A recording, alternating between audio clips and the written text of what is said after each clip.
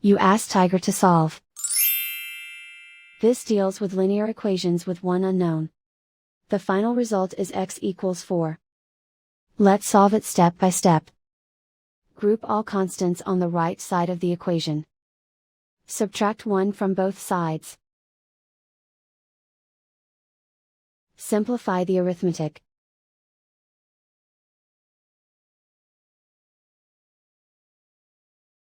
Isolate the x. Multiply both sides by inverse fraction 2/5. Group like terms.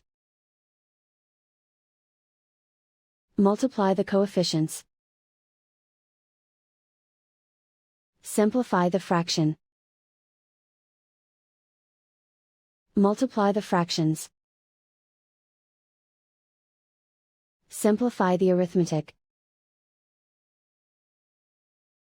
And so the final result is x equals 4.